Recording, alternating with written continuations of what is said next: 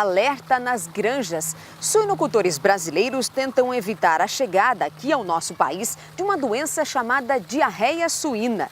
A situação é bastante crítica já nos Estados Unidos e ela já se instalou em pelo menos 11 países, bem próximos do Brasil, no Peru e na Colômbia. Na edição de hoje do Tarobá Rural, você vai ver por que esta preocupação é tão pertinente e o que é que os suinocultores precisam fazer para evitar que ela ataque por aqui. Mas este não é o único destaque de hoje. Você vai ver também. Vamos falar sobre os reflexos causados pelas chuvas no Paraná. Ainda tem produtor rural com dificuldades para sair de casa e escoar a produção. Prejuízos para o cooperativismo. Com trilhos danificados, trens da Ferroeste não conseguem chegar ao Porto de Paranaguá.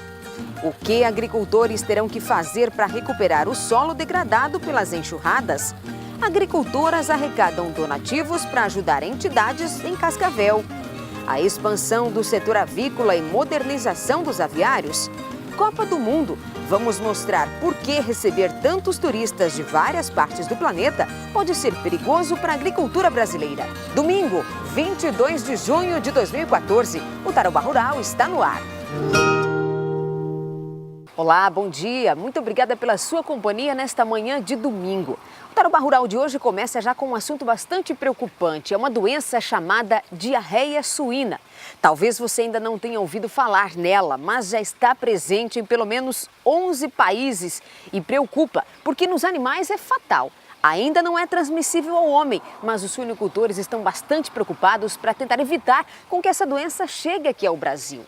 Na região de Toledo, onde a suinicultura é bastante forte, a preocupação é grande. Os repórteres Marcelo Antônio e Valdisley Bandeira foram até lá e nos contam agora. Na granja, suínos saudáveis, leitoas reproduzindo, porquinhos se desenvolvendo livres de qualquer doença. Produção de qualidade que faz Toledo se tornar referência em suinocultura. Mas toda esta estabilidade pode ser comprometida pela diarreia suína, doença que ainda não chegou ao Brasil, mas que já assusta os suinocultores daqui. A doença tem afetado vários países. Nos Estados Unidos, por exemplo, a diarreia epidêmica já matou milhões de suínos. E a preocupação aqui no Brasil tem aumentado porque o vírus já está circulando por países vizinhos.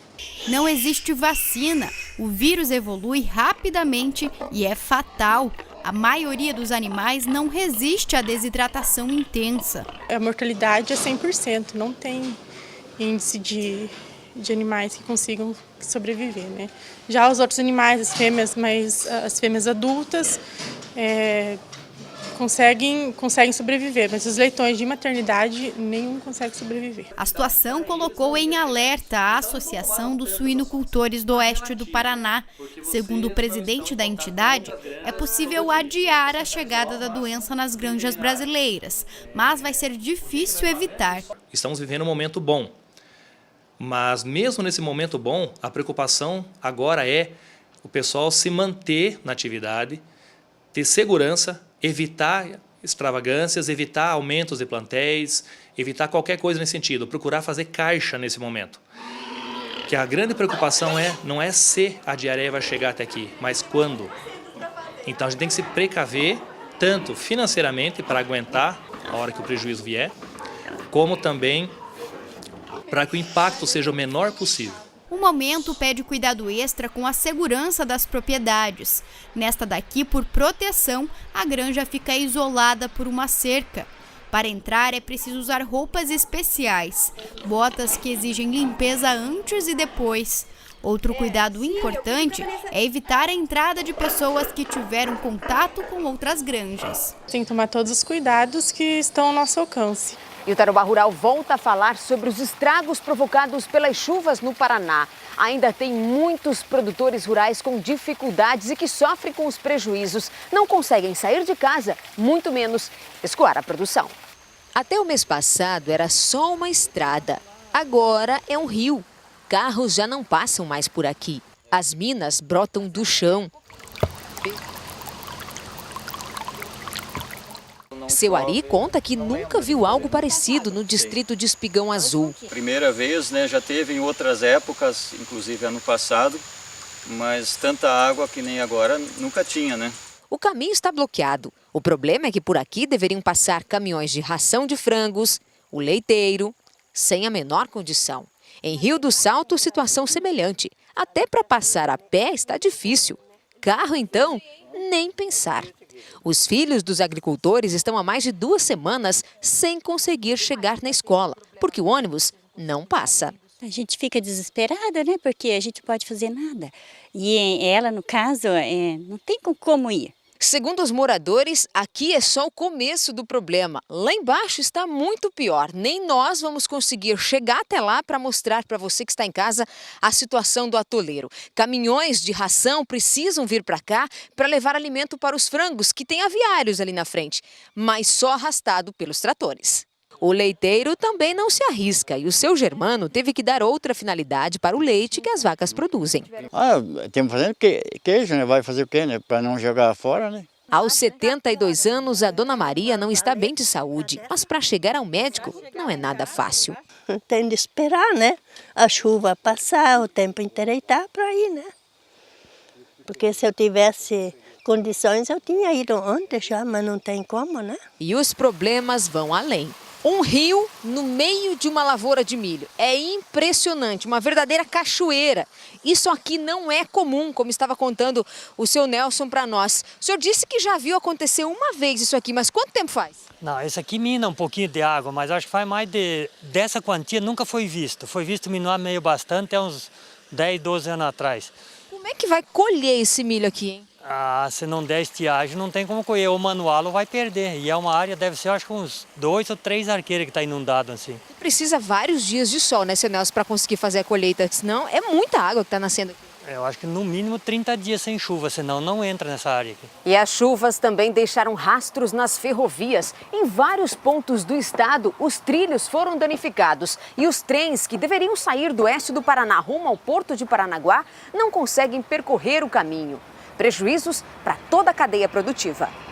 Os trechos prejudicados pelas chuvas intensas impediram a movimentação de carga pela Ferroeste. Os vagões ficaram parados, os contêineres se acumularam e o prejuízo para as cooperativas somou praticamente R$1,5 milhão de reais. Resultado de quase 2 semanas sem o transporte ferroviário. Nesse período, as equipes da Ferroeste trabalharam para fazer os reparos nos trechos que estavam interditados. Foi preciso remover um total de 9 barreiras que haviam caído sob os trilhos. Agora, depois desse trabalho, a ferrovia conseguiu voltar a operar. Os vagões estão novamente circulando. Os grãos voltaram a preencher as locomotivas. Os contêineres refrigerados com carnes estão aos poucos sendo encaminhados. A liberação do trecho de Cascavel até o Porto de Paranaguá aconteceu na sexta-feira, mas a logística de transporte só será normalizada gradativamente. Essa normalidade, mesmo liberando o trecho Cascavel a Paranaguá, ferroviário, para entrar na normalidade nós teremos aí de 2 a 4 dias ainda de operação, para depois assim dizer que está tudo normal. A ferrovia nunca tinha ficado tanto tempo parada por causa de consequências do clima. O reflexo para a agropecuária da região é um prejuízo de pelo menos R$1,5 milhão de reais, gastos com transporte por caminhões. Agora a expectativa é que a manutenção nos trilhos seja mais frequente e que as melhorias programadas se concretizem. A necessidade de você ter uma melhoria no sistema ferroviário, melhoria e manutenção melhor nos trechos que compreende Cascavel até Paranaguá nos trilhos, é uma necessidade e que se nós tivéssemos um trilho em melhores condições, não teríamos aí um tempo tão grande de parado, isso é certeza.